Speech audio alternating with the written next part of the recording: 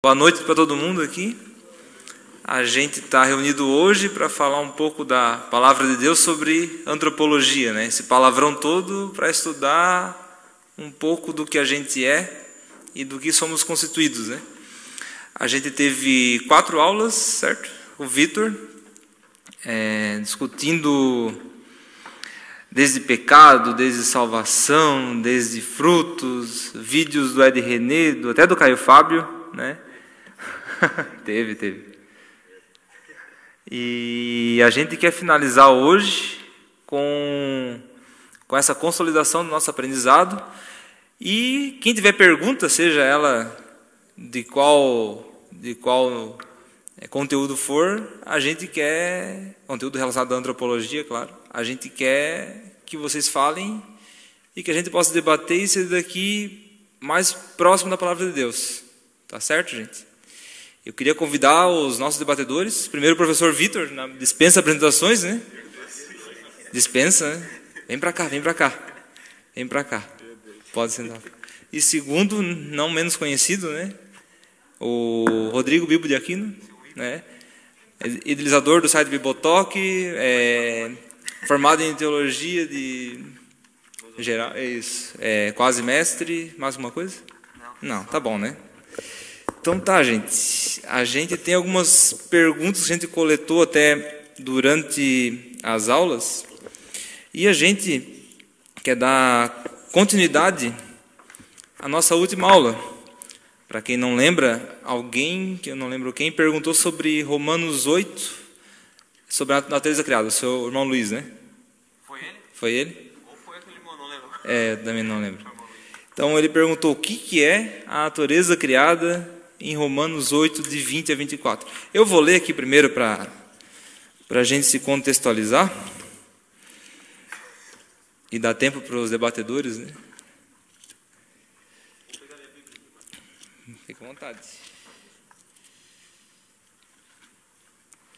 Aí, pequenos recados. Quem tem prova para entregar, pode entregar para mim, que a gente encaminha para o Vitor. E quem tem livro do próximo modo, pode falar com o Denilson.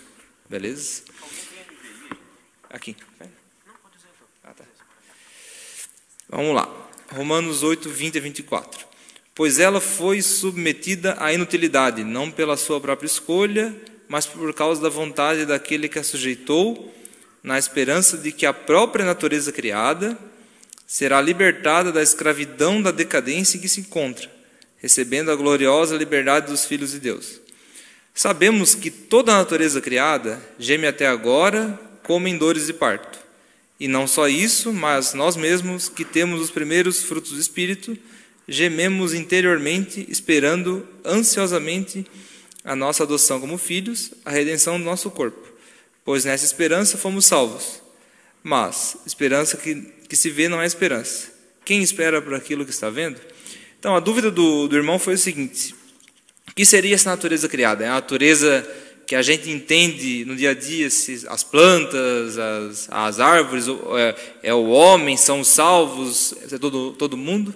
E aí eu vou passar a bola para o professor Vitor primeiro, né?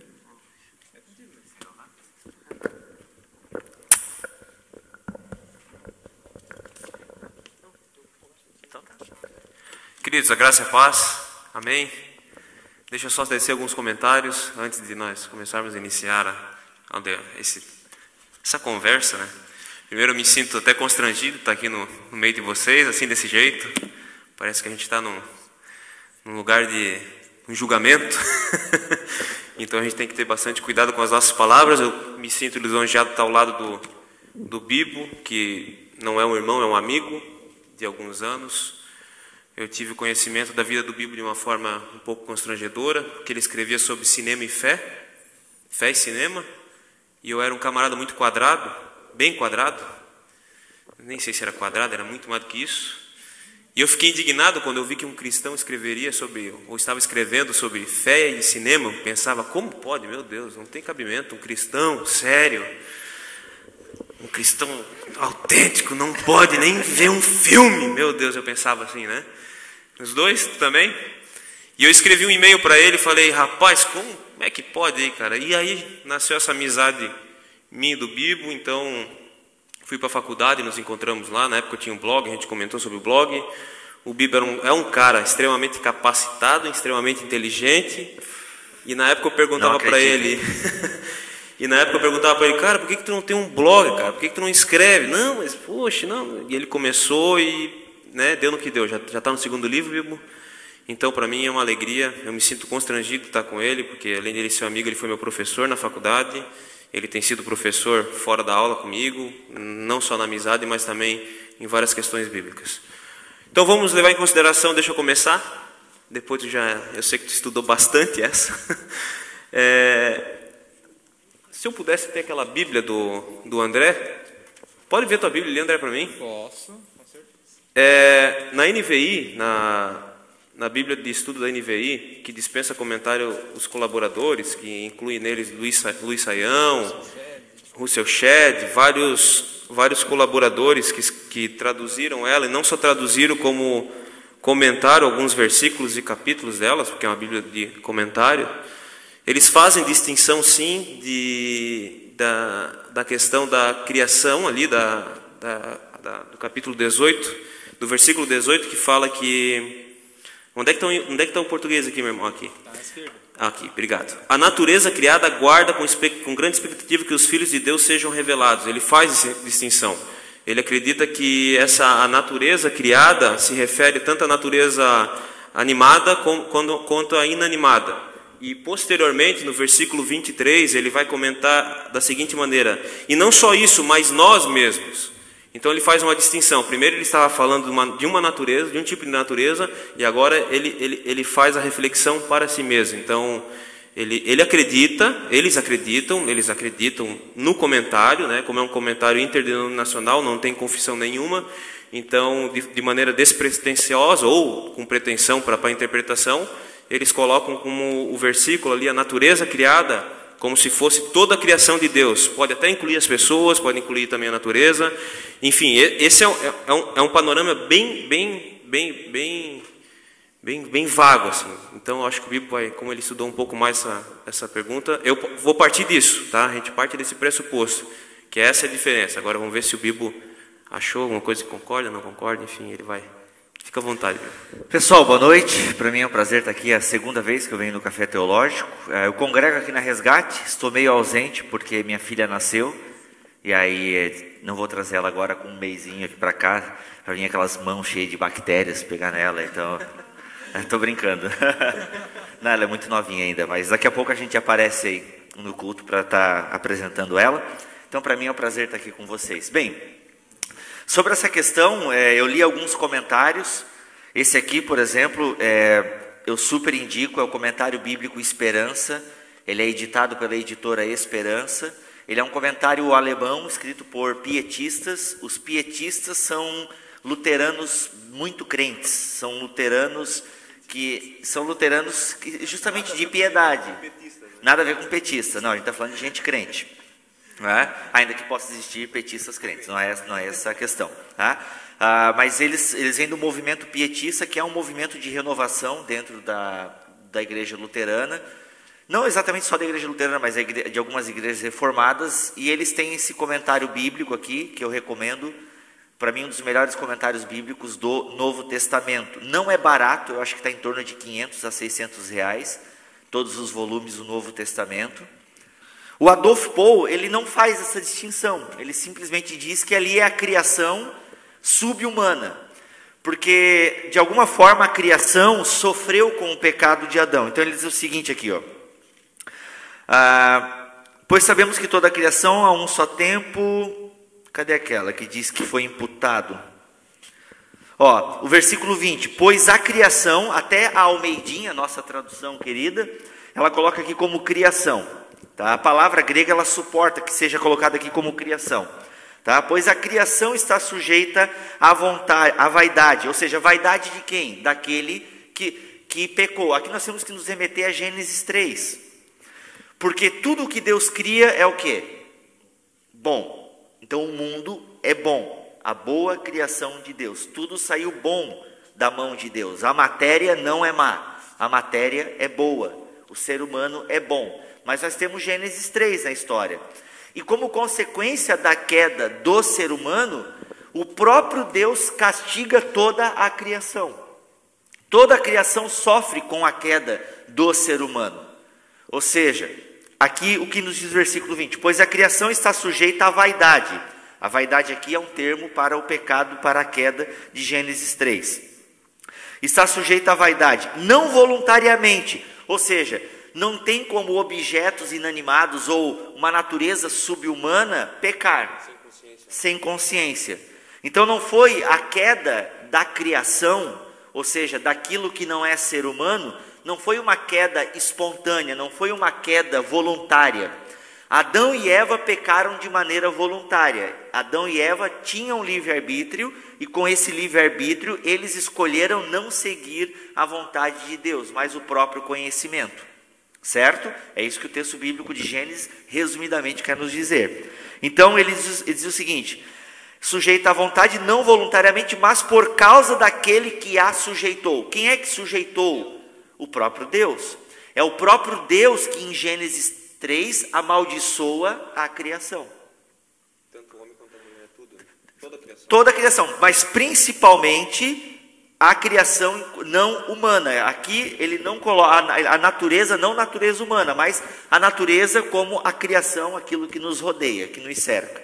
Tá? Então, quando ele diz o seguinte, mas nós, ali, quando ele inclui o nós, ele está falando justamente dos filhos de Deus, que são os próprios cristãos, porque quando nós recebermos completamente a nossa adoção, ou seja, quando o ser humano viver em paz com Deus, automaticamente toda a criação será redimida, e assim a criação poderá cumprir o seu propósito. É como se nós estivéssemos vivendo num tempo agora em que a criação não consegue viver a plenitude da sua criação, do seu propósito, digamos assim. Por que a criação, por que o leão mata, por que o leão não pode conviver com o cordeiro? Porque a criação está deturpada. Porque o próprio Deus de alguma forma amaldiçoou, digamos assim. Tanto que há uma referência em Isaías 11 para esse texto que fala disso que você falou, né? Os inimigos na selva, né? Uhum. E aí com a natureza redimida acontece isso que você falou, né? Justo, então esse desbalanço, existe essa palavra? Se não existir, não sei. Desbalanço. Desbalanço é mais legal. Desequilíbrio. Tá? Desequilíbrio. É um termo teológico, desbalanço. É que na verdade eu gosto de criar palavras. Se eu fosse famoso, a palavra ia para o dicionário, igual o imexível do deputado, né? Mas, então, esse desequilíbrio que a gente tem na natureza, né? Lá em São Paulo, seca em alguns lugares, enchentes em outras, e assim a gente vive esse dilema, né? Isso é a criação que está sob a maldição de Gênesis 3. E a maldição de Gênesis 3, ela é desfeita em Cristo, só que já e ainda não, porque nós somos filhos de Deus, mas ainda não vivemos a plenitude dessa adoção. Quando for manifesto essa adoção plenamente, aí o cordeiro vai poder andar com o leão, e aí é o que eu chamo, um termo teológico que eu criei, que está no meu livro, né? Que é o empaçocamento. O que é o empaçocamento? É a cidade de Deus vai se empaçocar com a cidade dos homens, né? Ou seja, quando a Bíblia fala da nova Jerusalém que está descendo, eu sou de uma corrente escatológica chamada milenista, que entende de maneira figurada como que a morada de Deus será a morada dos homens. Ou seja, não vai haver mais essa distinção. Hoje em dia a gente fala para a criancinha, a mamãe morreu, a mamãe foi morar com Deus. Uhum. A mamãe foi para o céu, onde mora Deus. O papai foi morar com Deus, o vovô, a titia. Não vai haver mais essa distinção. Deus será tudo em todos.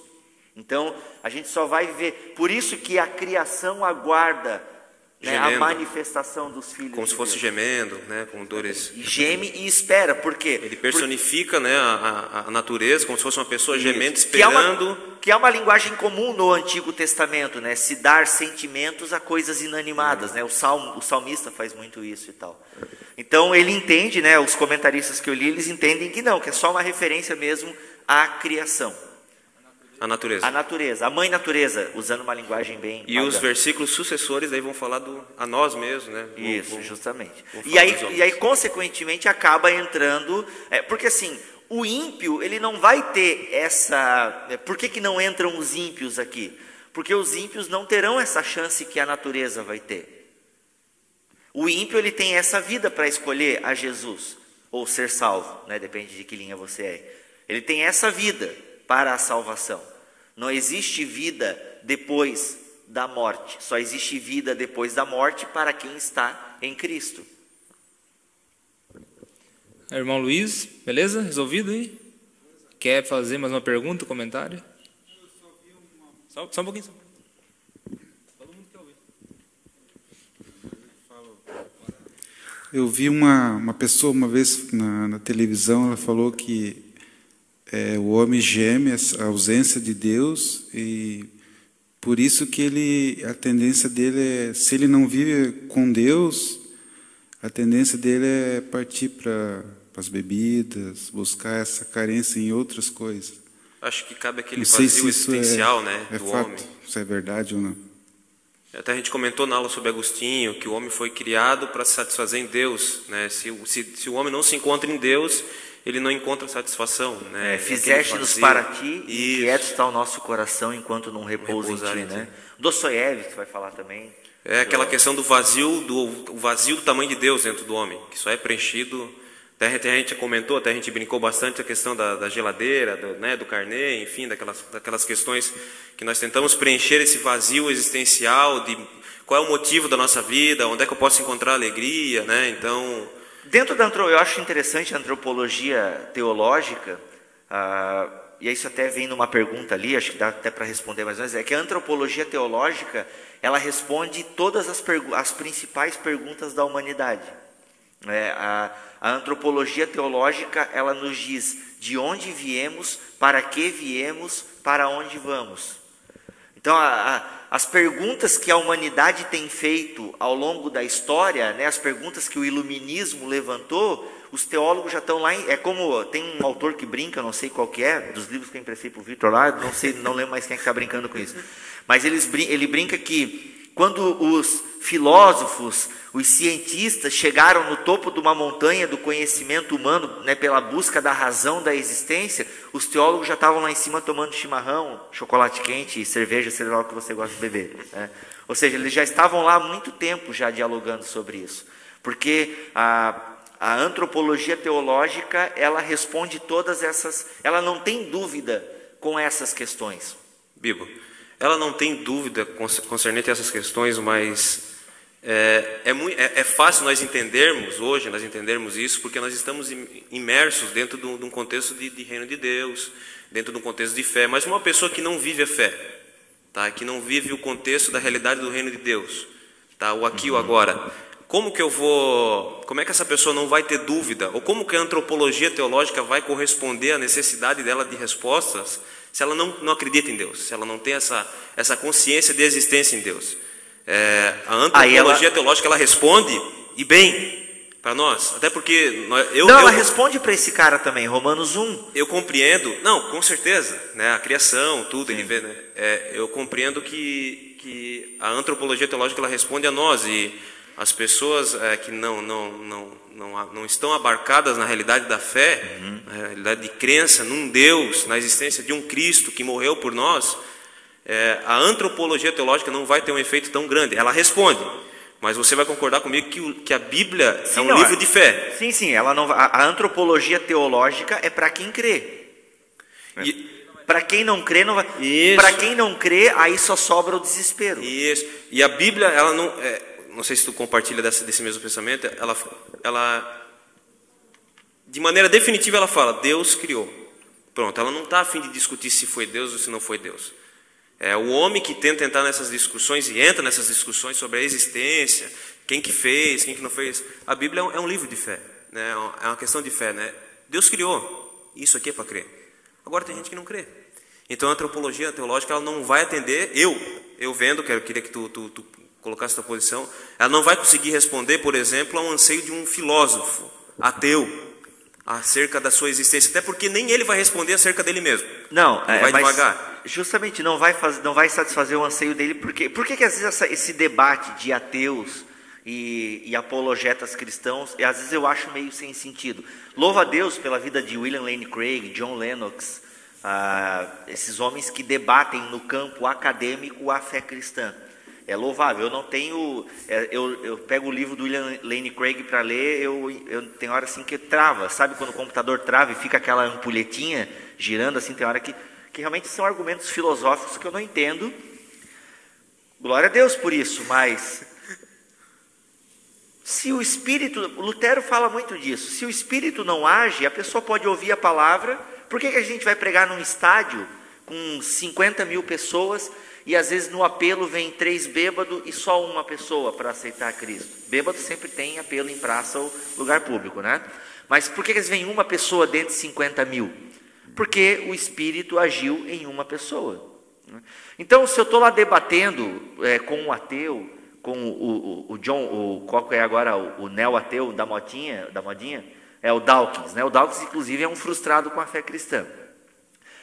Eu vou debater, ele vai ter a opinião dele, eu vou ter a minha, vai ficar nisso, tal. Eu posso mostrar que os meus argumentos são mais convincentes, ele vai achar que os dele são, mas no fundo não vai satisfazer os anseios dele, porque ele não acredita na existência do nosso Deus.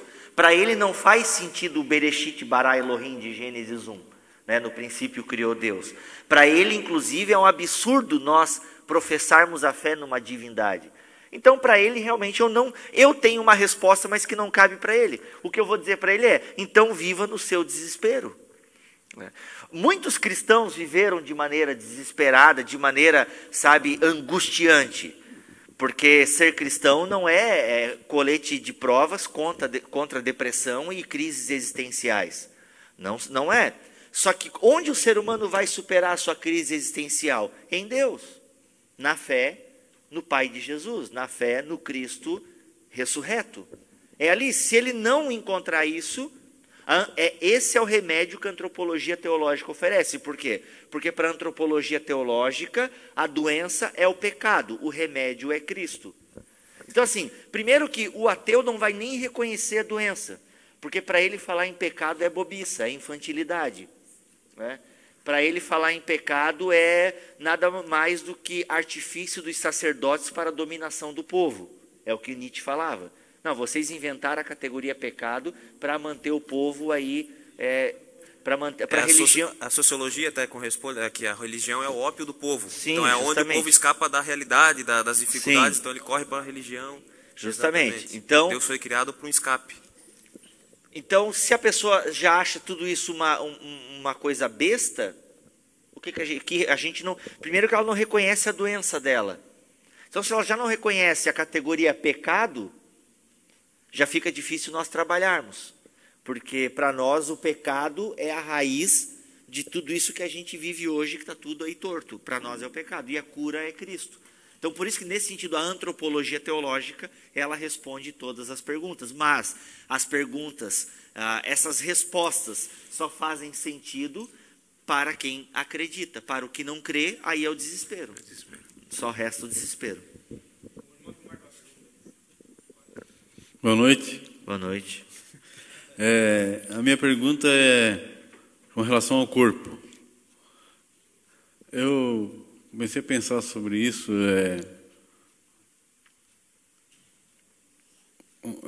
Depois da morte, né?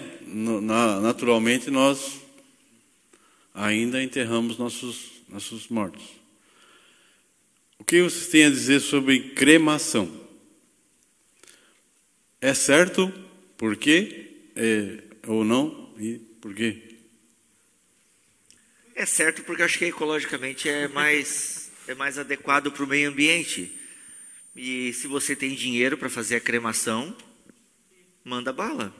Eu, pelo menos, não conheço um versículo na Bíblia que, pelo menos no Novo Testamento, que é o que importa, não que o Antigo Testamento não importe, mas para leis cerimoniais e religiosas, elas não nos dizem respeito. Então, se tem alguma coisa no Antigo Testamento, servia só para Israel, para nós não diz respeito, mas no Novo Testamento eu não entendo nada que proíba a cremação.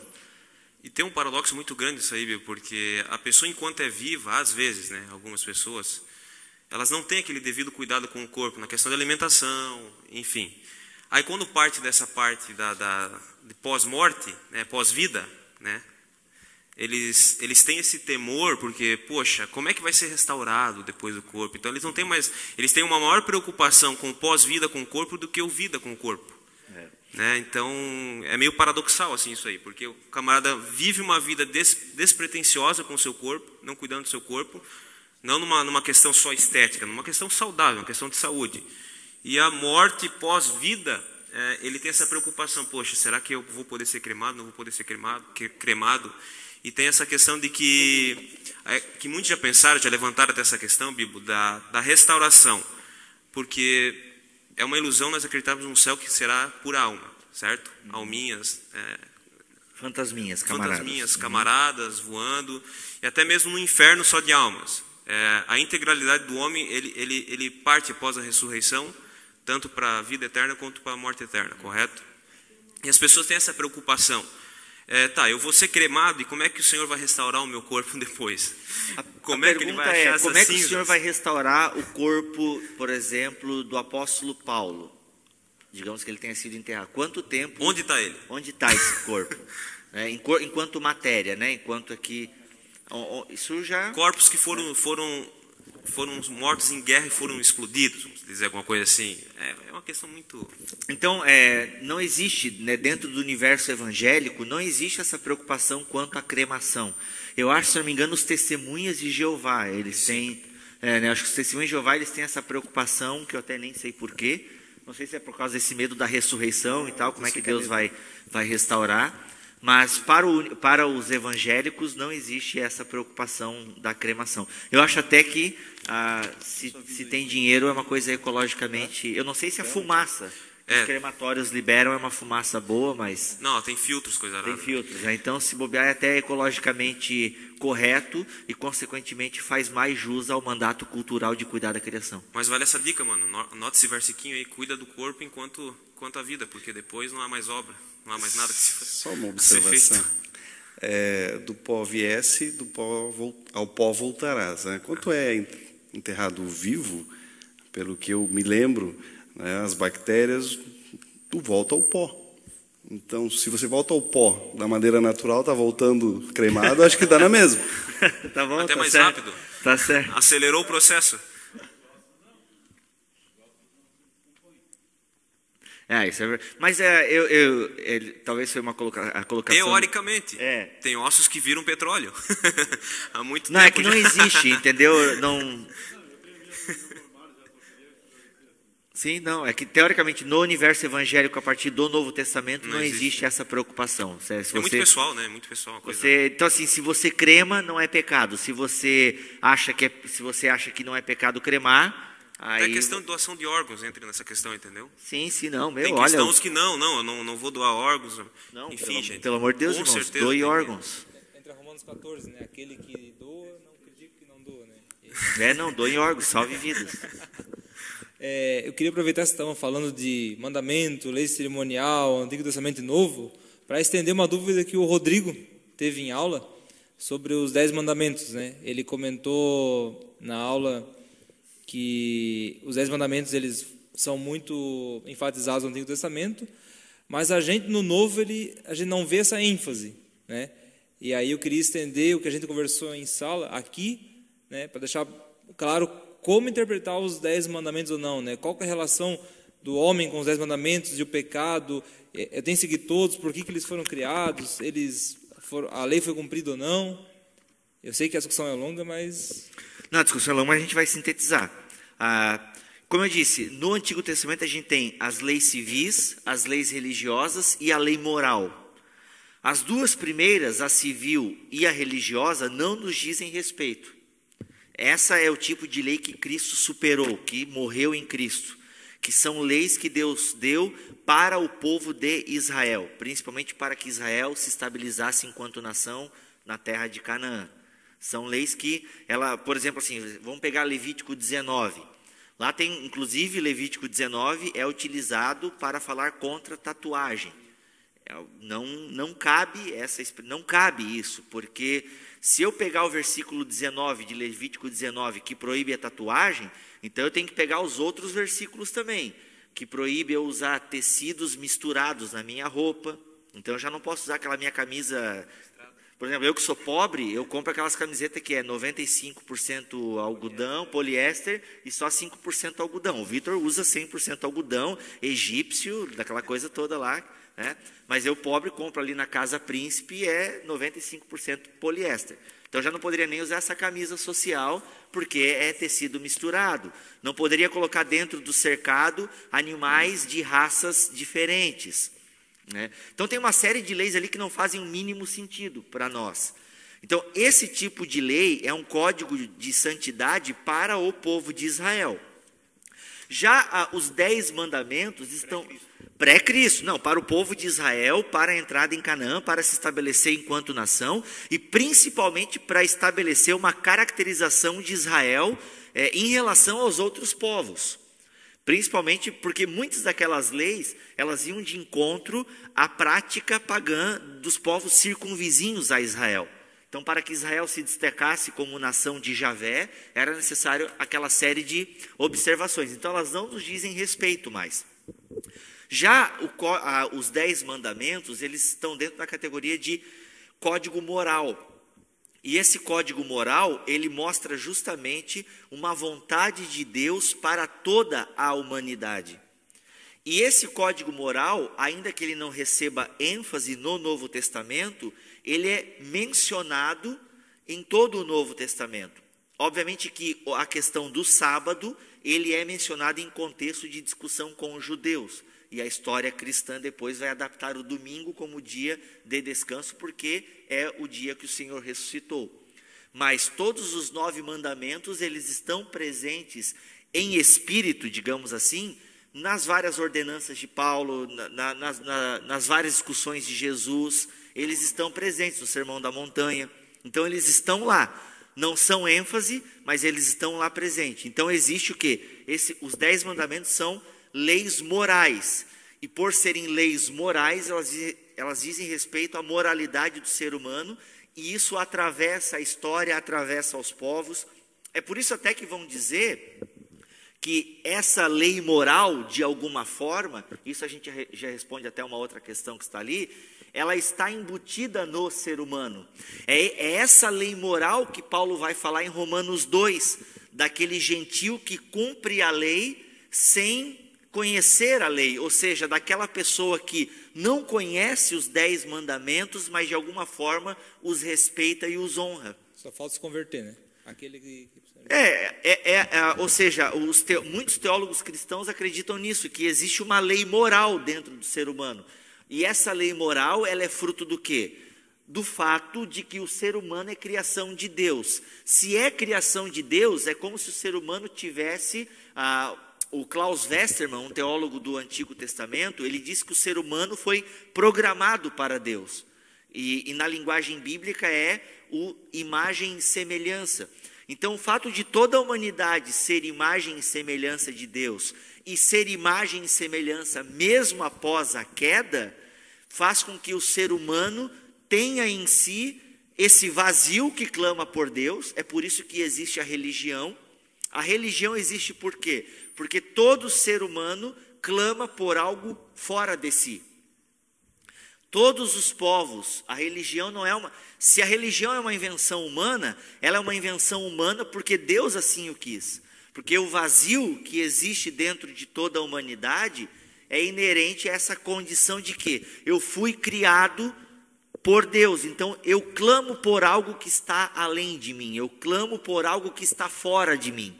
Isso é a imagem e semelhança de Deus, é aquela conexão, entende? Aquela conexão assim, que ela... Vamos um exemplo aqui, todo mundo sabe o que é o wireless, certo? Sinal wireless de internet. Sinal wireless, aqui na Resgate tem o wireless. Se você ligar agora aí o wireless do seu celular ou do seu notebook, ele vai ficar procurando sinal. Relação. Certo? Ele vai ficar e aí você vai chegar uma hora que ele vai identificar. Resgate. Você captou um sinal. Você só vai conseguir acessar esse sinal se você tiver a senha. Trocando em miúdos, a senha é Cristo. Pô, eu gostei desse exemplo. Está gravando isso? Depois eu quero voltar nisso aí. Tá? Ou seja, todo ser humano está toda hora buscando um sinal. O que são as religiões? São esses vários sinais. Quando você está lá na sua casa e você aciona o seu wireless, ele vai puxar a do seu vizinho, a da empresa próxima à sua casa, vai ter um monte de opções, um monte de listas para você acessar. Isso é as religiões, são essas várias listas. Toda religião surge porque o ser humano tem em si a necessidade de querer buscar algo além. Ok? Então, a religião cristã nós acreditamos ser a verdadeira religião, e Cristo é a senha que me permite ter esse sinal de Deus. Então, mas todo ser humano tem essa lei moral dentro de si. Por quê? Porque ele tem, usando a linguagem da biologia, ele tem esse gene divino dentro dele. A gente pode expandir um pouco, Biba, na seguinte questão. Essa lei moral é inerente ao ser humano, mas ela é bem relativa na seguinte questão. Se um ser humano nasce e ele não é sociável, tá? Ele nasce num ambiente totalmente hostil, sem qualquer relacionamento humano, sem qualquer relacionamento com um semelhante. Obviamente que, né, isso já foi encontrado em alguns casos, até do próprio menino lobisomem, né, aquele menino que foi criado por lobos, ele não se comunicava. As irmãs Amala e Kamala na Índia, em 79. Exatamente. E então, essa questão moral, muitos discordam que ela não seja inerente, né, por essa questão social, mas isso a gente não pode fugir de Deus, porque Deus é um ser social. Deus se relaciona, né, como Deus é um ser relacional, ele é um ser social que se relaciona. E essa moral, essa ética moral que o ser humano nasce, ela só vem no ser humano e só é criada no ser humano porque ele é um ser relacional. Não, ela já, ele é um ser eu não diria criada, porque ela já está ali. Ela é potencializada. Isso, ela correto. É potencializada. Obrigado. Correto. Porque o ser humano, né, ele só é humano porque é criado com outro ser humano. Exatamente. É a sociedade que cria o ser humano. Se nós fossemos, né, como ele usou o exemplo, se fôssemos criados com bichos, seríamos bichos. E é a relação, né, até respondendo até a outra pergunta, é a relação da antropologia teológica com a antropologia sociológica, vamos se dizer. Então tem relação, tem diálogo entre as duas. Obviamente que vai chegar num determinado momento que uma vai se dissipar uma da outra por algumas questões de fé, que daí entra a questão de fé, que a antropologia sociológica não vai acreditar no mundo espiritual, numa realidade de um outro reino, mas essa questão de relação entre nós, até porque nós nascemos com a imagem e semelhança de Deus. Deturpada, com certeza, por causa do pecado. Mas mesmo assim o ser humano é capaz, ele tem potencialidades que demonstram dele características dessa imagem e semelhança e que fazem ele se relacionar de uma maneira, até certo ponto, até quando não entra o pecado, amorosa, carinhosa, de uma relação íntima, de uma relação de fidelidade. É claro que dentro dessa amorosidade, desse carinho, dessa fidelidade humana, existe o pecado, que entra a infidelidade, entra a falta de amor. Então, é bem legal isso, mas sempre lembrando, né, que o ser humano tem essa moralidade, essa potencialidade moral de corresponder a algumas questões éticas, de respeitar o limite, de respeitar o próximo, de não falar certas coisas, de como se conduzir dentro da sociedade, porque ele está introduzido dentro de uma sociedade que diz que ele tem que fazer isso. Tanto que quando tem já dois seres humanos ali, já surge um código ético. Isso. E isso é uma coisa... Isso é bem visto no casamento, né, Bill? Dentro de casa. Eu nem pensei nisso, mas eu pensei mesmo, quando teve Adão e Eva, já teve... vou tentar olhar pelo olhar da sociologia. O código de Hammurabi, por exemplo, é um código anterior aos 10 mandamentos e é muito parecido com os 10 mandamentos. Então ele surge no meio de um povo que não tem contato com o Deus da nossa Bíblia, mas ainda assim, e existem outros, o código de Hammurabi é o mais conhecido, mas outros códigos de leis, ou seja, onde houve sociedade, houve um acordo moral entre as partes para a convivência em sociedade. Porque senão a gente vai achar que só existe ética e moral em povos cristãos. Não, isso é um absurdo. Mas por que existem povos que não são cristãos? Porque já é inerente, a antropologia teológica vai definir dessa maneira, que é inerente ao ser humano essa condição de preservação da vida. isso é regional. Por exemplo, os alemães têm o seu próprio código de ética, os africanos, e por isso que às vezes nós nos chocamos, mas eles estão imersos na realidade deles, eles são educados conforme a realidade deles. Então isso é bem legal, bem interessante. E é onde está a mancha do pecado. Vamos pegar um exemplo. Em tribos indígenas, a gente sabe que eles existem o código de ética. Eles não dão esse nome, mas existe um código de ética de como se portar, de como não se portar, as tradições, os ritos. Mas lá no meio nós temos o rito de matar o gêmeo, por exemplo, né? Nasceu gêmeos, um deles tem que morrer, porque para não dar problema com a alma, né? Eles acreditam que só existe uma alma e temos duas crianças, então infanticídio que eles chamam, né? o infanticídio, né? Então uma daquelas crianças tem que morrer. Nasceu com defeito, por exemplo, se eu nascesse uma tribo indígena, vesgo, já era, estava lá morto debaixo da terra.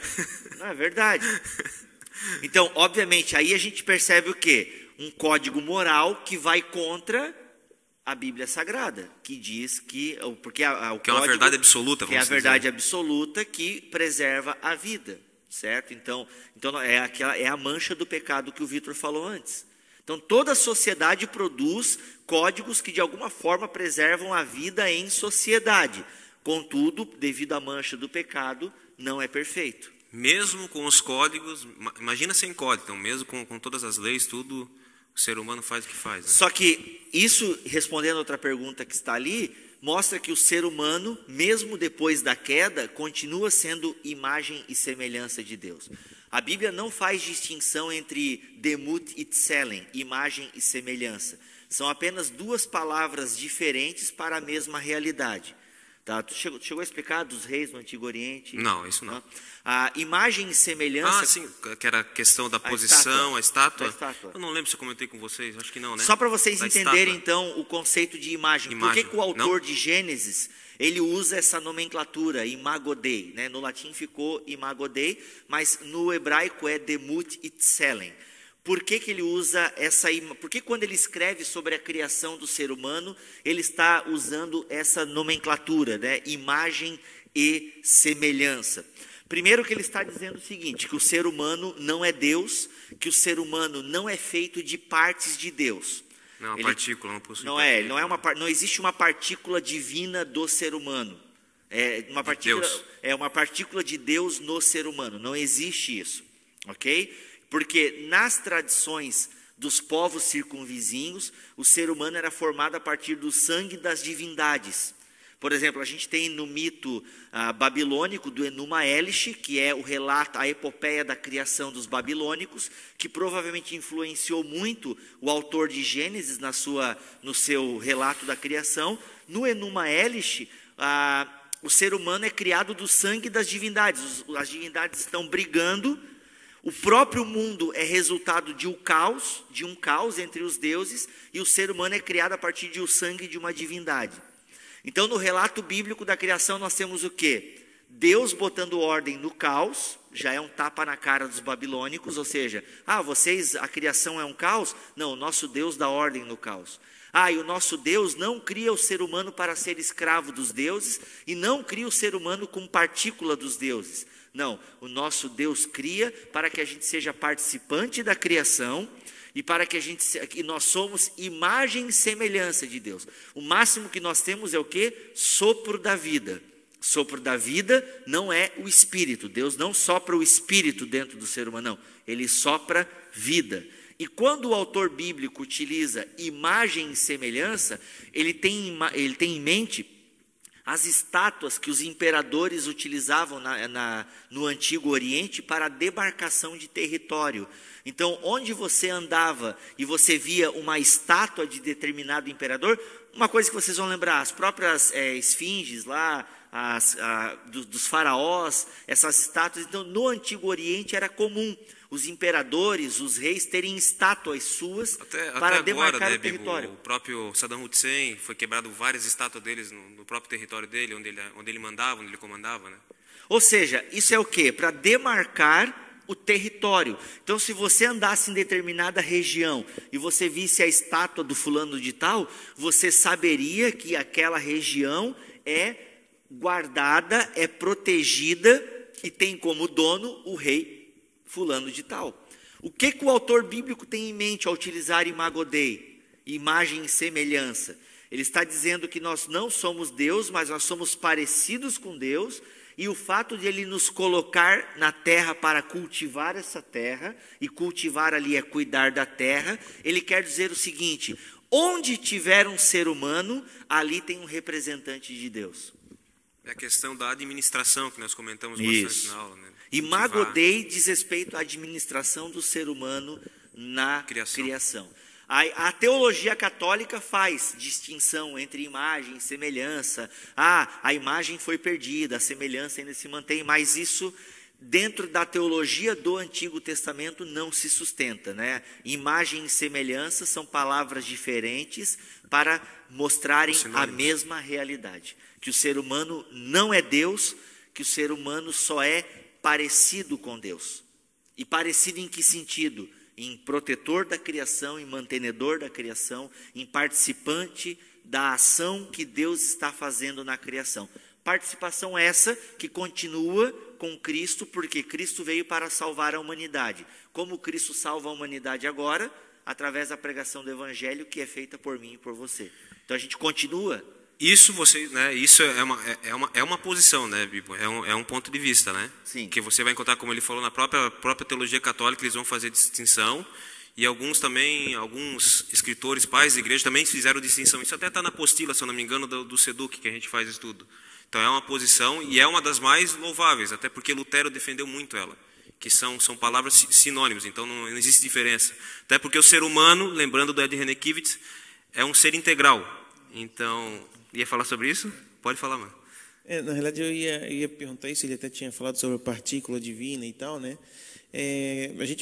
Eu vim de uma igreja pentecostal um pouco mais tradicional, eu sempre ouvi sobre a tricotomia, né?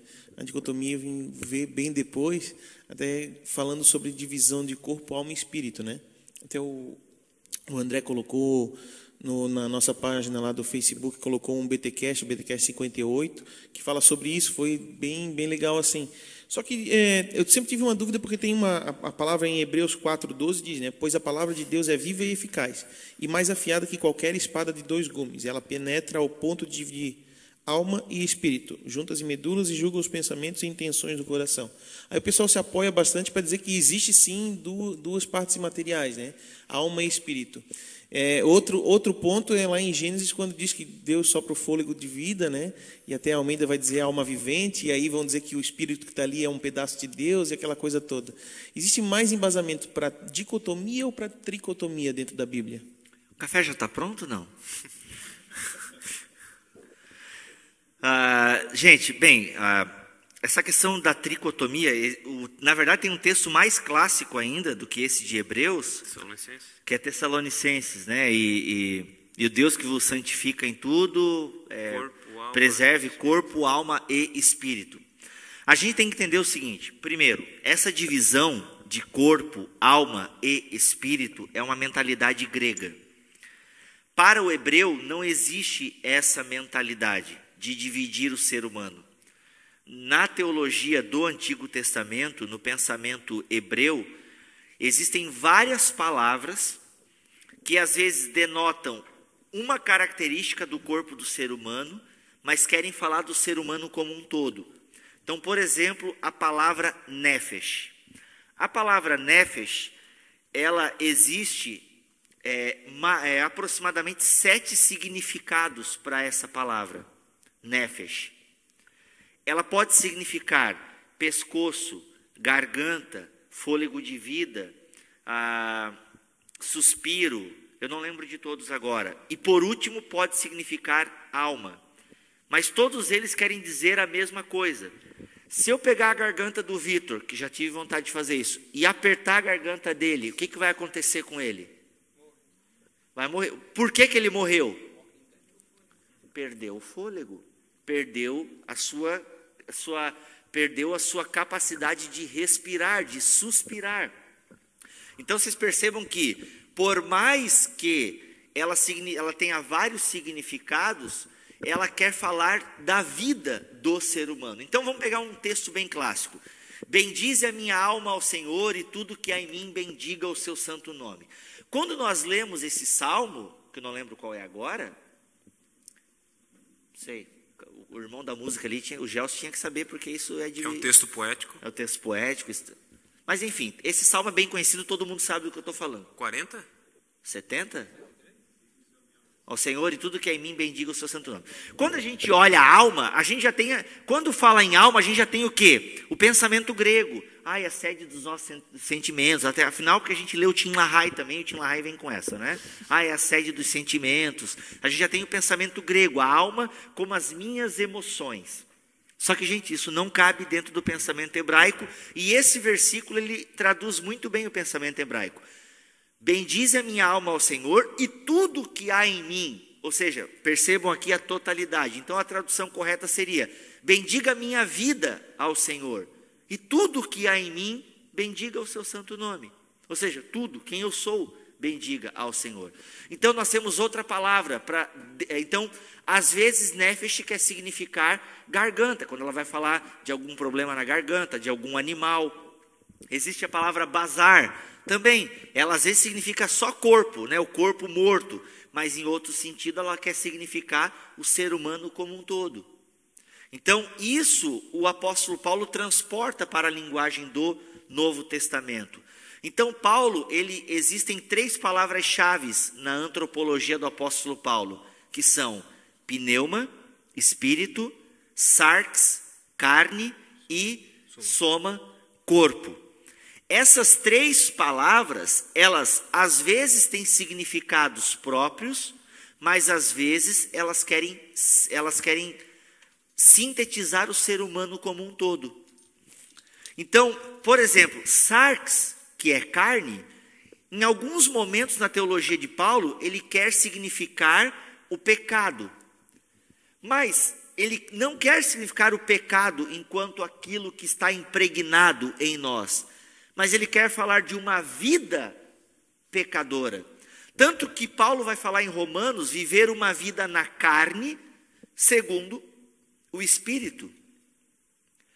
Então, às vezes, Paulo vai falar do soma, mas soma para Paulo não é o corpo. Isso aqui, soma para Paulo, é o ser humano. Então, por que a gente está dizendo isso? Porque várias passagens falam do ser humano como a totalidade do ser humano.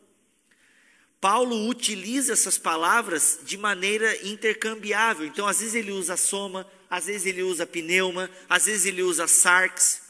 Quando ele vai falar do corpo, daquele que a gente vai ter após a ressurreição, ele vai usar a expressão soma pneumatikos, ou seja, corpo espiritual. O corpo é tão importante na teologia do apóstolo Paulo que nós não vamos viver sem ele. O próprio Cristo ressurreto tem corpo, ao ponto de Tomé poder tocá-lo. Só que como era um corpo glorificado, podia atravessar paredes. Certo? Então, a partir da antropologia bíblica, não existe espaço para tricotomia. Porque quando eu falo em tricotomia, aí eu vou dizer que como se o espírito não tivesse pecado. Porque, o espírito vai a Deus que o criou, citam os tricotomistas Eclesiastes. Só que o espírito que volta a Deus nada mais do que vida. Justamente, a vida volta para Deus, porque Deus dá a vida, Deus tira a vida. Justamente, então assim, tanto que na fé primitiva de Israel, morreu, acabou. Os mortos não te louvam, vai dizer o salmista. Ou seja, morreu, acabou, não existe essa de uma vida. Não, os mortos não te louvam. É depois, quando vai tendo contato com os persas e vai tendo a revelação progressiva, é que se vai tendo essa noção de uma vida pós a morte, que existe um acontecimento após a morte. Então, assim, não existe, até quando Paulo fala aqui, o Senhor vos santifique em tudo, corpo, alma e espírito. Então, Paulo utiliza palavras diferentes de maneira didática, para enfatizar. Digamos que o próprio Paulo tem escrito Hebreus, como a tradição cristã acredita. Muitos, inclusive pais da igreja, acreditavam nisso. Até isso, quando ele fala que a palavra de Deus divide, juntas e medulas. Quando ele fala juntas e medulas, ele até pode estar falando de partes distintas, mas de um único ser humano. Então, de maneira didática, ele pode falar de maneiras, de partes diferentes, mas para falar de todo o ser humano. E somente a palavra de Deus pode dividir alma e espírito, não a teologia. E o camarada que escreve Hebreus, ele escreve para os hebreus, com certeza num contexto helênico, correto? Sim. Contexto Sim. de sociedade, cultura helênica, correto? Então, o que o Vitor levantou é interessante. O helenismo, né, o helenista, o grego, ele tinha essa divisão. O corpo mal e a alma boa. Para o cristão não existe isso. Para o cristão, o corpo também é bom. E o corpo é tão bom que a gente deve mantê-lo santo. Por isso que Paulo vai enfatizar tanto a questão corporal em 1 Coríntios 3 e 6. Né? Fugir da porneia. Porque quem peca na porneia peca contra o próprio corpo. E o corpo é morada do Senhor. Então, mas o Senhor devia morar no meu espírito, que é mais puro. Não, o Senhor habita no corpo. Isso é uma visão agnóstica, né? Porque o corpo sou eu. Entende? Então, é claro que eu tenho uma... Eu não estou vendo a tua alma. E a alma aqui, né? Qual é o termo para alma? Do Novo Testamento? Pneumatikos, psique, muito bom. Pneuma e psique, para Paulo, são intercambiáveis, certo? Então, psique, pneuma, ele ora usa um termo, ora usa o outro. Então, a gente até consegue entender que o ser humano é dicotômico nesse sentido, que existe uma parte material, que é a que eu estou vendo, e existe uma parte imaterial, que eu não vejo.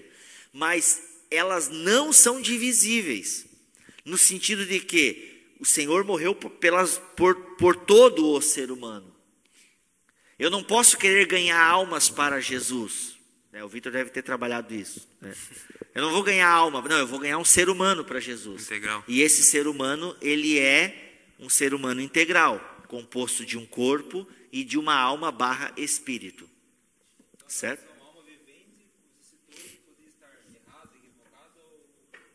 Não, é porque a gente tem que traduzir de alguma forma, né? Mas Deus sopra vida nesse ser humano. Deus sopra um fôlego de vida. E o ser humano se torna, então, humano, um ser vivente, justamente. Tá? Esse assunto ele é um pouco complicado, porque imagino que todos vocês vieram de uma tradição tricotômica que divide o ser humano em 3 partes e tal. Mas essa divisão ela não se sustenta à luz da teologia bíblica, justamente por esse simples fato, gente. Paulo utiliza esses termos de maneira intercambiável.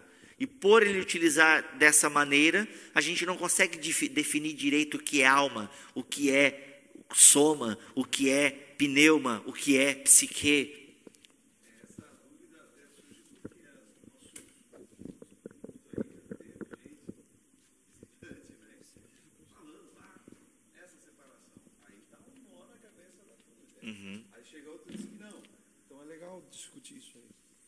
Existe um texto que ele dá meio que um frio na barriga, que se eu não me engano é 2 Coríntios 5. Tanto que esse texto, que quando Paulo fala de abandonar essa casa e ir habitar com o Senhor. Esse texto, ele meio que... Só que ele é um texto isolado. É quase uma metáfora, né? Mas muitos utilizam essa literal. Casa como sinônimo de corpo. Então, esse é um texto que, de fato, ele é difícil um pouco de refutar, nessa ideia, só que ele é um texto isolado.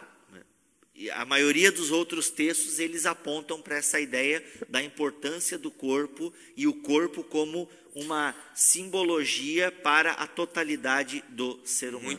Muito tentam trazer o significado desse texto nessa parte de corruptibilidade, entendeu? Eu vou abandonar essa casa corruptível, mas no sentido de que eu vou deixar de ser corrupto. Boa, e vou ser uma boa incorruptível, saída. entendeu? É verdade. Não boa. Que eu vou deixar o meu corpo, deixar minha vou como se fosse um casulo, vou deixar aqui, mas é na questão do sarx mesmo. Tá? A minha carne, esse meu templo que eu habito e que é mau, daqui a pouco eu vou morar com ele e vai ser aquilo. Agora, se eu vou ser vesgo depois da ressurreição, se você com certeza vai ser gordo, com certeza fica.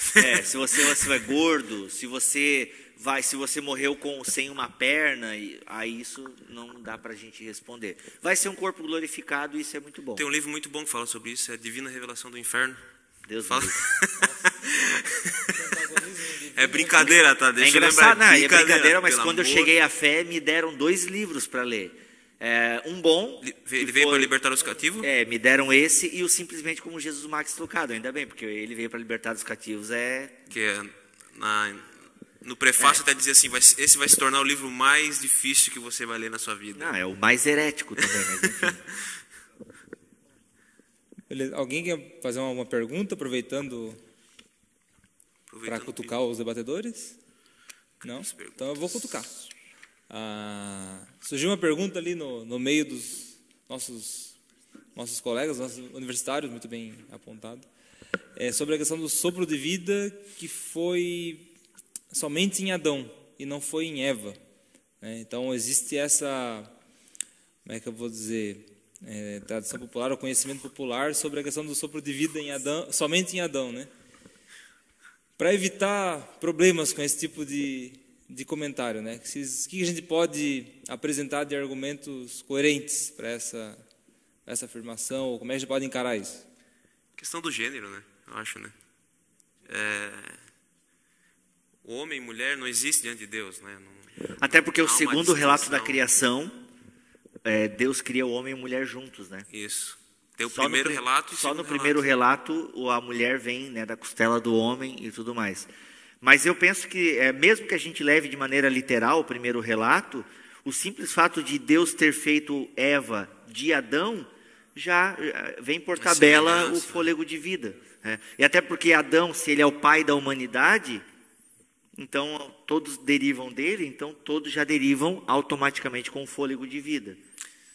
É uma questão simples, né, ao meu ver, e no segundo relato da criação, homem e mulher são criados juntos, né?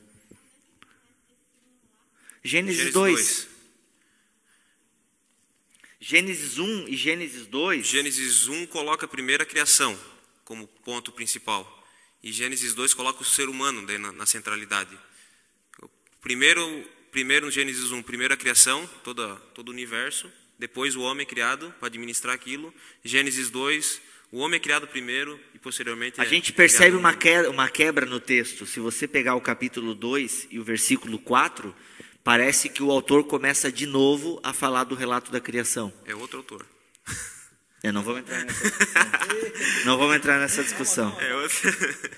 Tá, digamos que tenha sido o próprio Moisés aqui. Então parece que ele de maneira... acordou, ele foi dormir, escreveu, esqueceu... Né, Não, perdeu. digamos que tenha sido o próprio Moisés que escreveu aqui. Ele começa de maneira didática de novo a reapresentar o relato da criação. Então tu percebe que existe uma quebra aqui.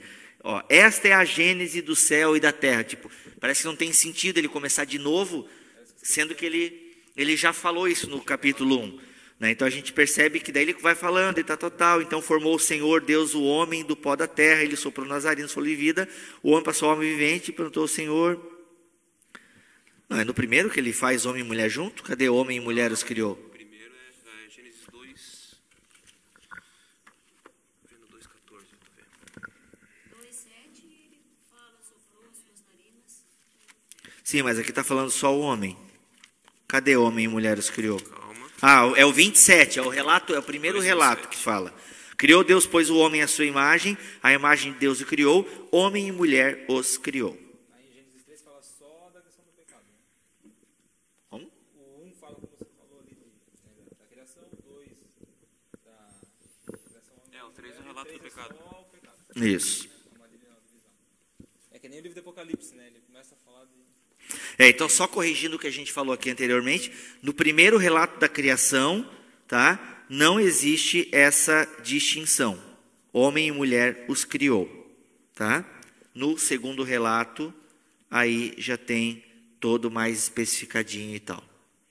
Tanto que daí no 18 vem, o homem se sente forever alone, daí, aí Deus vai e faz a mulher. Ok? Então, ficou claro? Pode ser que tenha tido alguma coisa diferente mesmo, né? Do homem, da mulher ter sido homem, porque foi ela que errou, né? Então, e continua até hoje isso, né? Então, sei lá. Pode. Brincadeira. Beleza. Heresias à parte, né? Vamos. Olha, eu não sei se ela... Eu sei que na briga lá em casa eu posso estar certo, mas termina a briga eu que estava errado. Acho que isso é universal, né? Isso aí pega. Coincidência, né? Então, continuando o que vocês estavam falando de imagem e semelhança, era uma das perguntas da nossa pauta. Parece, aos nossos olhos, um pouco estranho entender que o homem ainda é imagem e semelhança de Deus, apesar de algumas pessoas que se dizem cristãs, mas cometem ou têm poucos frutos, digamos assim. A gente comentou alguns casos desses em aula, acho que o Vitor lembra, né, de alguns que a gente comentou. E aqui a gente queria estender, né, como a gente pode entender ou como é que Deus permite, né, que a gente diga que o homem é imagem e semelhança de Deus, mesmo com algumas barbáries que ele comete. Como é que a gente pode conciliar esses dois pensamentos? Nossa, é o pecado. Gênesis 3. pecado. A gente continua imagem e semelhança, porém deturpada pelo pecado, manchada pelo pecado. E aí essa mancha é que faz com que o mesmo pai de família que se mate trabalhando para sustentar os seus filhos, vá na zona. Entende? Em termos bem claros no português para todo mundo entender. Então ele é bom, ele dá boas coisas para os seus filhos, mas ao mesmo tempo... E aí a questão do cristão. Daí como é que fica o cristão? Né? Não é comum um cristão fazer isso, ainda que tenha. Mas o cristão é o dilema, né? É o dilema que ele vive da luta entre o sarx e o pneuma, né? Da carne e do espírito. É um dilema que todo cristão vive. Romanos 7. Aí Romanos 7 se discute, né? Eu sou da linha de interpretação que Paulo está falando de um cristão ali em Romanos 7. Outra linha de interpretação vai dizer que Paulo está falando do ser humano antes de Cristo. Então, existem algumas linhas de interpretação ali, mas eu fico com a que diz que Paulo está falando justamente do dilema de um cristão, que eu quero fazer o bem e às vezes eu não faço, por mais que no meu interior eu tenha amor à lei de Deus. Um cristão, né, um indivíduo em Isso, Cristo. Não, é só a gente olhar para a nossa vida, né? Você, imagino que queira ser um crente devoto, o simples fato de você estar aqui estudando teologia é porque você quer ter uma vida de fé melhor, uma vida de fé mais embasada na palavra, mas você erra, não erra? Então, você vive o dilema da imagem e semelhança deturpada. Você vive, eu vivo, mas a gente quer acertar, não quer? E o crente é realmente o crente é mesmo aquele que quer acertar mais do que errar, né? A gente não pode ter medo de bater no peito, ser de meus imitadores como eu sou de Cristo. Porque por muitas vezes a gente quer sair pela tangente, né? Não, olhe para Jesus. Esse olhe para Jesus é uma desculpa muito boa que a gente arrumou para continuar dando mau testemunho, né? Olha para Jesus, irmão, olha para Jesus, né? Aquela igreja lá, aquele pastor, não, mas olha para Jesus. Não é assim. Nós somos convocados a batermos no peito e falar também, né? Sede meus imitadores como eu sou de Cristo. Mas não é fácil. E quem disse que é fácil, né? Não, pode ser Bíblia mesmo. Não, deixa sua dúvida. É por isso que Paulo fala lá, o bem que eu quero fazer eu não consigo fazer, mas o mal eu acabo fazendo, né? Então, eu sou da linha de interpretação que é justamente por esse pecado que de alguma maneira habita em nós. Foi o que Lutero, simultaneamente justo Isso. e pecador. É o dilema de Lutero, né? Lutero resolve a sua crise de fé com essa fórmula, né? O simi justus et peccator, né? Que eu sou pecador em realidade, mas justo em esperança. Então eu vivo, ainda que depois Paulo vai falar em Romanos 8 que nenhuma condenação há, que o Espírito habita em mim, certo? Então o cristão não tem duas naturezas, uma pecadora e uma regenerada. Não, nós só temos uma natureza regenerada, só que essa regeneração, ela está num processo de santificação. É o já e ainda não. Eu sou santo, mas ainda não. Eu sou santo em esperança escatológica de que eu serei plenamente santo. Por enquanto, eu sou um santo que, às vezes... Pode ser relativo isso, Bíblia, ou não? Essa questão das duas naturezas. Não, eu creio... não há um dualismo, não há uma guerra dentro. Não, estou te fazendo uma pergunta Sim. que é uma questão que muitos defendem, né? Sim, não, eu não creio que nós temos duas naturezas. Não. É que nós temos... Jesus é o único que tem duas, e as duas são santas. Nós somos o Adão e somos o Cristo. Sim. Correto? E há esse duelo dentro do próprio ser humano entre o Adão e entre o Cristo. Acho que Paulo também relata bastante. Sim, não, isso. é o duelo do sarx e pneuma, mas não Isso. são duas naturezas conflitantes. O sarx e pneuma é justamente essa ideia do meu velho Adão, da minha natureza caída, que agora é confrontado com essa natureza que está em processo de regeneração. Não, com certeza. Né? Então não existe duas naturezas em mim. Não, existe uma única natureza. Eu sou um único Rodrigo de Aquino. Mas que agora em Cristo passo a ser a habitação do Espírito. E esse Espírito regenera a minha alma. Alma que entenda o meu homem interior. Ok? Só que ao mesmo tempo eu sou regenerado e justificado. Mas existe uma terceira parte nessa tríade que é a santificação. Eu já sou santo, mas ainda existe um processo de santificação, que é esse processo onde cada vez mais vou me parecendo com Cristo.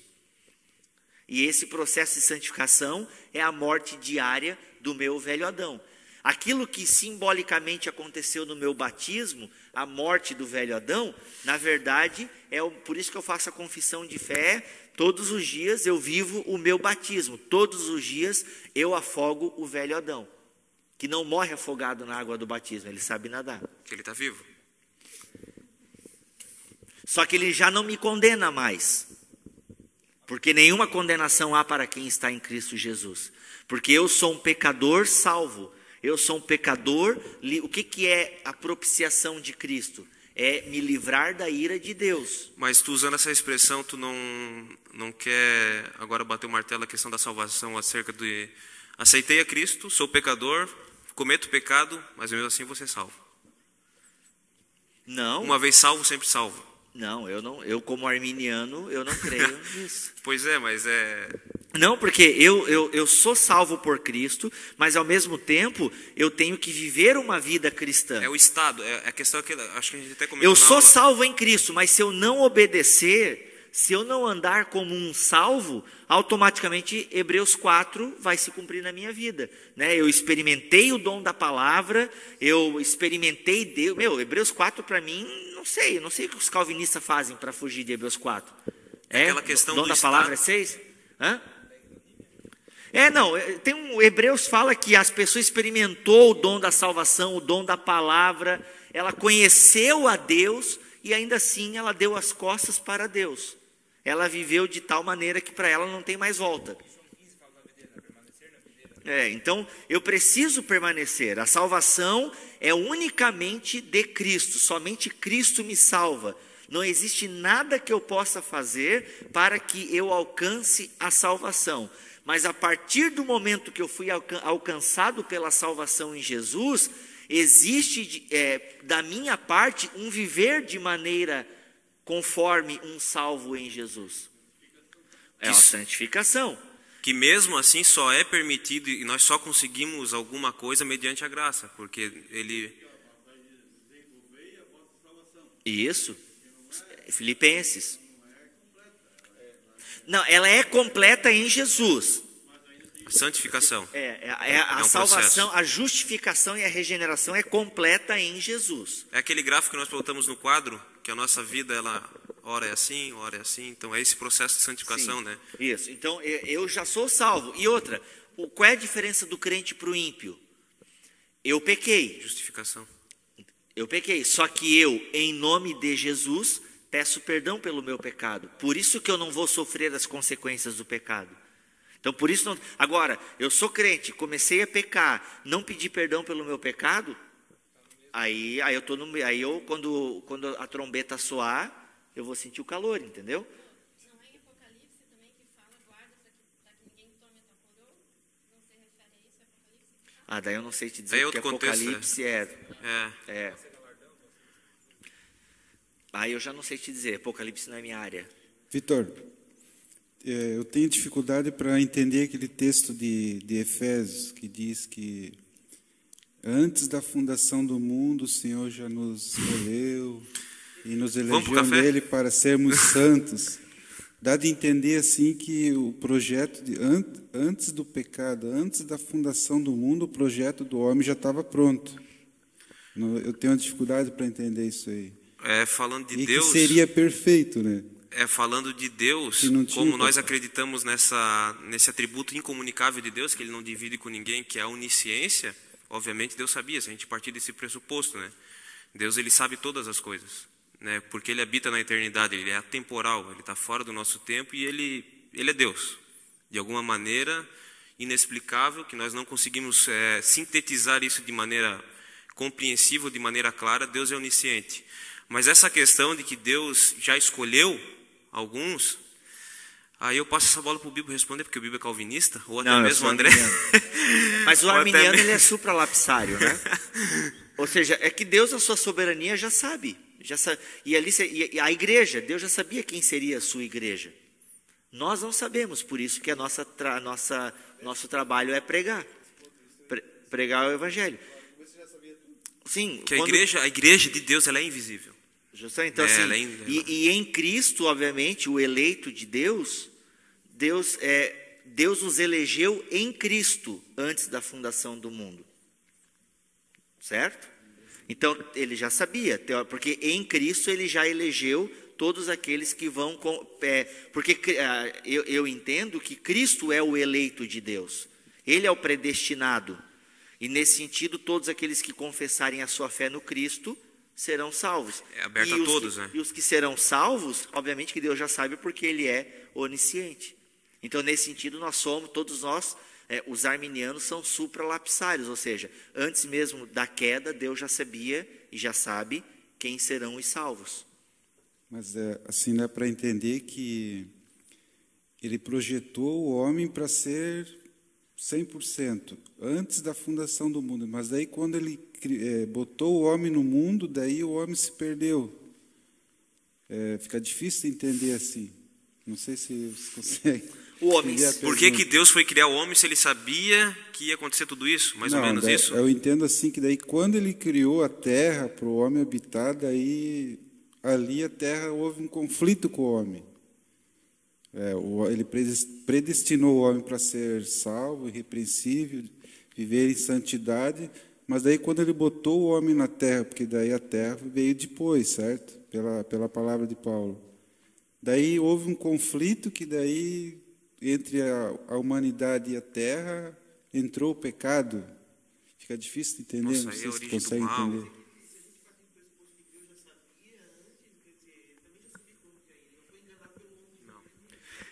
É porque Deus criou um ser relacional, que nessa relação escolheu seguir outro caminho. E como imagem e semelhança de Deus, ele tem a capacidade de escolha, né? No caso, Adão e Eva tinham essa opção de não fazer a coisa errada. E eles resolveram fazer. E aí nós sofremos a consequência do pecado deles. Agora, que Deus sabia que Adão e Eva iriam pecar? Sabia. Agora, por que mesmo assim ele fez? Aí, meu amigo, é uma questão que não tem... Aí eu não sei resposta e eu acho difícil alguém...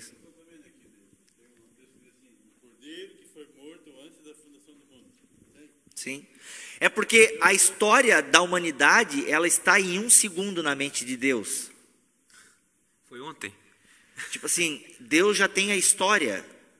A gente acredita que a história já está escrita de alguma forma. É meio triste, isso é meio triste, mas...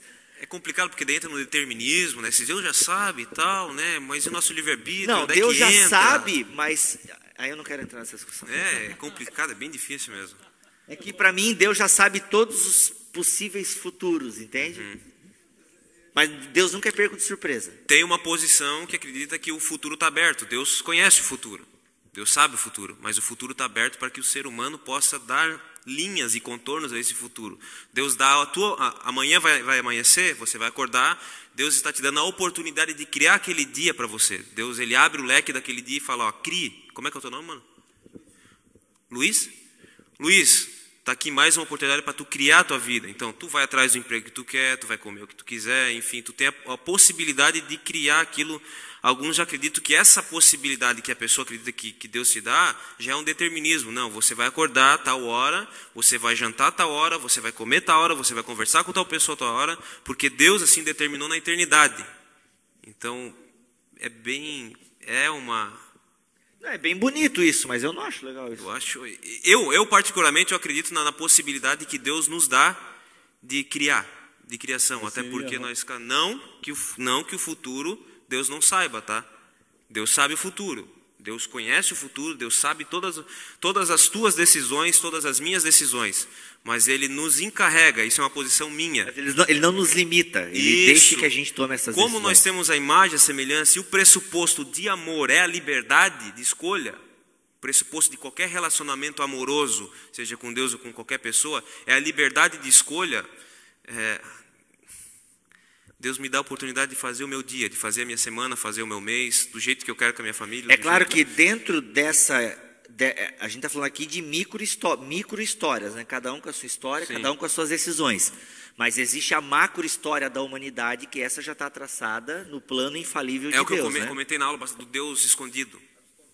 O Deus que está agindo sem que a gente perceba e que Ele vai regendo a história da humanidade. Então ela já tem um fim programado, né? Agora, como a gente vai chegar até nesse fim, eu penso que está em aberto. O pastor José, eu estava estudando um pouquinho de Apocalipse com ele.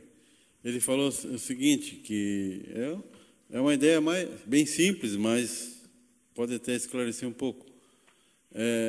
Quando você vai construir uma casa, antes de você construir a casa, você imagina como é que ela vai ser. Por isso que, assim, o cordeiro foi morto antes da fundação do mundo. Ele já sabia que o cordeiro ia ser morto lá quando Jesus morreu. Mas ele, na mente dele, já sabia. Por isso que ele diz que ele foi morto lá. Então já estava predestinado que ele ia morrer exatamente naquele tempo. Isso na mente de Deus, né? Ele já sabia. Mas isso só foi acontecer bem depois. Assim também com relação àquela questão que o irmão levantou. Imagino assim que o Senhor já sabia.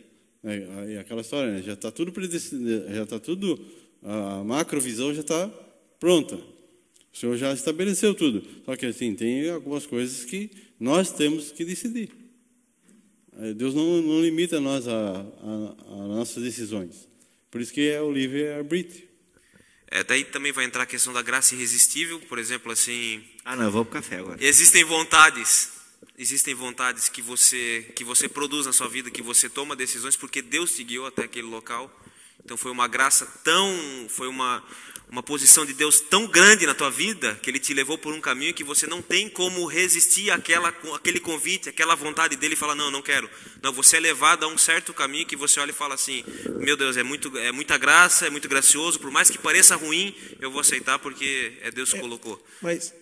E existem pessoas que usam isso como um bode expiatório também, né? Tem que ver isso. Mas aí, Vitor, tu falou de um plano macro bíblico também, que tem o começo, o meio e o fim, mas que Deus deixa que a gente atue da forma como quiser, mas de certa maneira, em algum momento ele vai ter que interferir, né?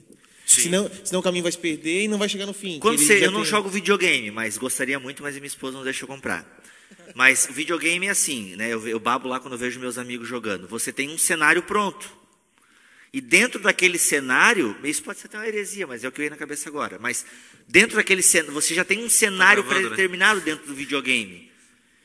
Mas você pode tomar várias decisões dentro daquele cenário do videogame, mas você tem existe um limite. Porque se Deus não intervisse, desculpa te cortar, porque se Deus não intervisse até mesmo na liberdade entre aspas aqui, do ser humano, a gente já teria acabado. Bêbado já teria apertado num botão de ogiva nuclear, a gente já não estaria mais aqui. Porque a gente só não descambou ainda, a gente só não degringolou de vez, porque ainda Deus mantém. Ainda Deus tem misericórdia, porque senão algum russo bêbado já teria explodido o mundo já. Teve um BTcast sobre o calvinismo, que o Clóvis ele deu milhares de exemplos fantásticos, né, para o lado dele.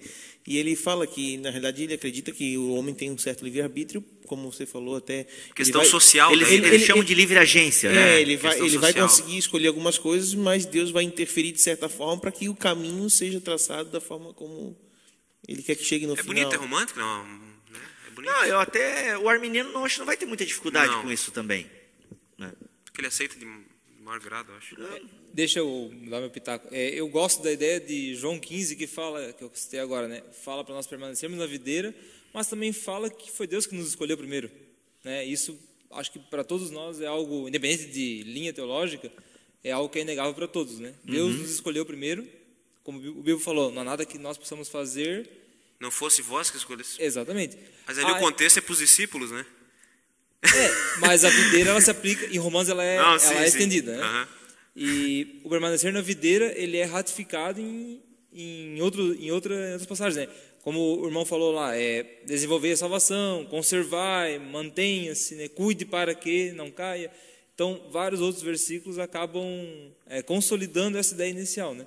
Então, esse paradoxo que o irmão Luiz também falou, como é que ele achou complicado ou estranho, a questão de, o homem está ali na terra e está brigando e está em conflito, como é que Deus permite, como é que Deus permitiu isso, criou o homem e deixou ali. Esses paradoxos a gente viu muito no que vocês falaram ali, né? Romanos 7 fala de uma coisa e o 8 já traz a solução, né? E isso sem contar outras passagens que a gente vê, mas, poxa, como é que Deus conciliou isso daqui? Como Deus concilia a parte material com material? Né? Que foi um dos nossos temas hoje aqui, né? Eu acho que para a gente nem chegar no extremo detalhe e nem ficar só no superficial, a gente pode entender que é um Deus de paradoxos, né? O pastor Samuel sempre comenta isso, né?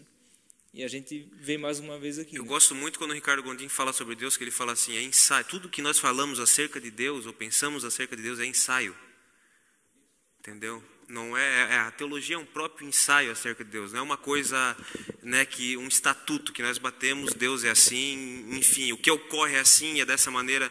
Ensaio é um texto, é uma condição despretensiosa. Então, acho que André Torres Queiroga que fala que quando nós falamos de Deus, nós sempre vamos pecar, porque nós sempre falamos menos do que nós deveríamos falar.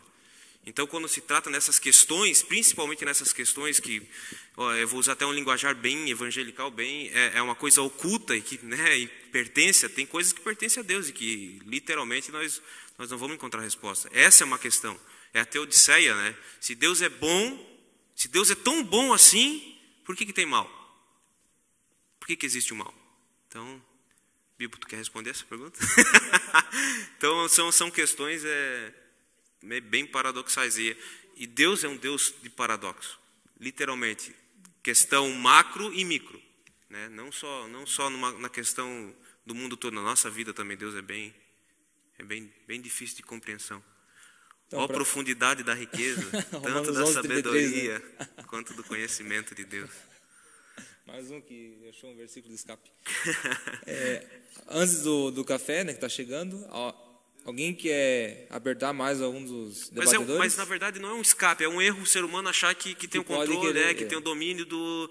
Deus não é uma matéria científica que nós dominamos ele, nós nem mesmo descobrimos ele que se revelou para nós, né? E o que nós sabemos acerca de Deus foi o que ele permitiu que nós soubéssemos acerca dele.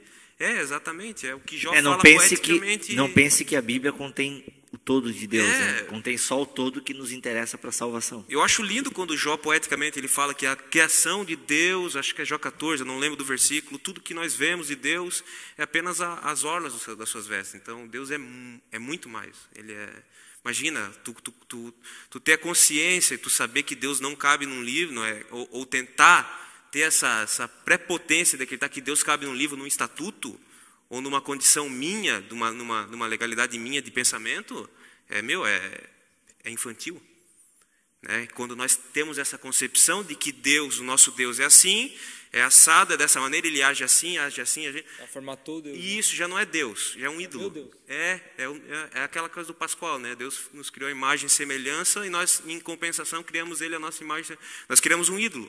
E muitas pessoas vivem um ídolo diariamente, né? Porque elas formatam Deus. Não, Deus é assim, Deus não fala dessa maneira, Deus não age daquela maneira, Deus ele tem que agir dessa maneira. E não é Deus, é um ídolo. Ele deu forma àquele Deus fala a hora que ele quer, ele anda do jeito que ele quer, ele olha do jeito que ele quer.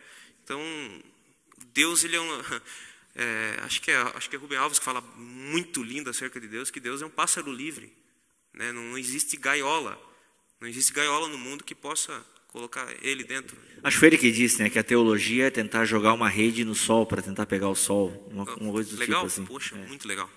Então é um ensaio, tudo que a gente fala é ensaio acerca de Deus, e não é nada determinante, não é nada...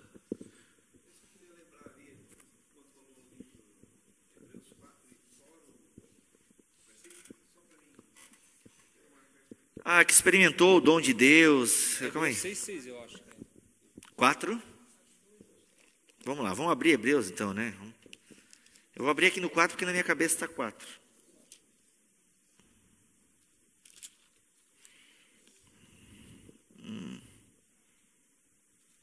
Não tem cara de ser o 4, não.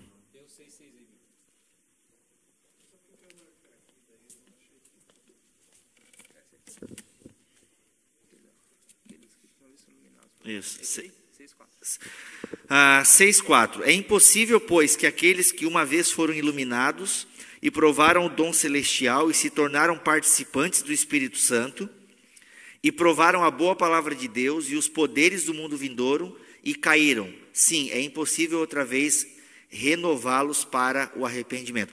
Cara, os calvinistas têm coragem de dizer que esse cara aqui não era um cara salvo. Isso aqui... Não, um cara... É que assim, alguns teólogos dizem que existe uma linha do arrependimento, que se o cara ultrapassa essa linha, o cara não volta mais. Entende? Que é o que Hebreus aqui dá a entender. Porque o camarada, ele provou o dom celestial, aliás, ele foi iluminado, ele provou o dom celestial, ele se tornou participante do Espírito Santo, ele provou a boa palavra de Deus e os poderes do mundo vindouro, ou seja, quem sabe a alegria da salvação, tá? E caiu. Sim, é impossível outra vez renová-lo para arrependimento, visto que, de novo, estão crucificando para si mesmos o Filho de Deus e expondo a ignomínia. Ou seja, o camarada tinha uma vida de fé, uma vida com Deus e ainda assim deu as costas para o Evangelho. A congregação cristã utiliza esse texto para justamente...